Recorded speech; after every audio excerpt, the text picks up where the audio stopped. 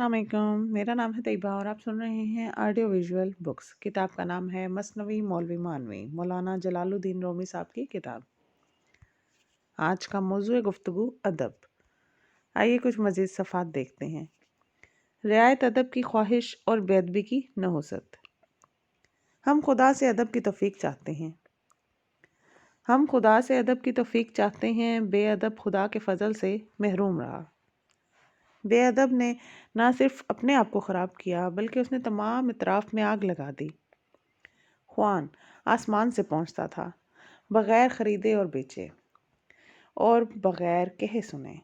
موسیٰ علیہ السلام کی قوم میں سے چند اشخاص بے ادب نے کہا، لہسن اور مسور کہاں ہیں؟ آسمان سے خوان اور روٹی بند ہو گئی، کھیتی اور کدال اور درانتی کا غم باقی رہ گیا۔ پھر عیسیٰ علیہ السلام نے جب سفارش کی، اللہ نے خوان اور طباق میں مال غنیمت بھیجا۔ خوان آسمان سے لوٹنے والا ہوا، چونکہ اس نے اتار ہم پر خوان کہا۔ پھر گستاخوں نے ادب چھوڑا، فقیروں کی طرح بچا کھچا اٹھا رکھا۔ عیسیٰ علیہ السلام نے ان کی خوشامد کی کہ یہ مستقل ہے اور زمین سے غائب نہیں ہوگا۔ بدگمانی اور لالچ کرنا شاہی دستور خوان پر ناشکری ہوتی ہے۔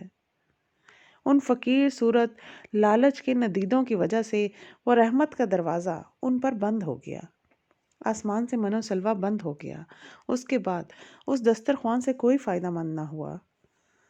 زکوٰۃ نہ دینے کی وجہ سے ابر نہیں آتا ہے اور زناکاری سے اطراف میں وبا پھیلتی ہے۔ زکوٰۃ نہ دینے کی وجہ سے ابر نہیں آتا ہے اور زناکاری سے اطراف میں وبا پھیلتی ہے۔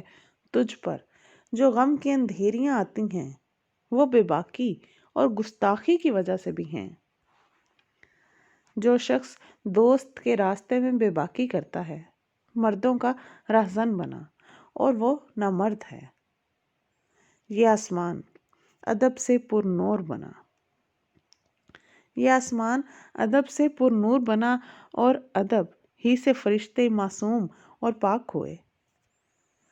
سورج گرہن گستاخی کی وجہ سے تھا، شیطان گستاخی کی وجہ سے مردود بارگاہ ہوا۔ سلوک کے راستے میں جو گستاخی کرتا ہے، حیرت کی وادی میں ڈوب جاتا ہے۔ بادشاہ اور مہمان کا پورا حال کہہ۔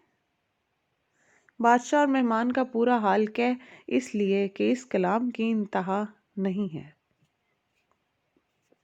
سننے کا شکریہ۔ اگلے صفحات اگلی نشست میں۔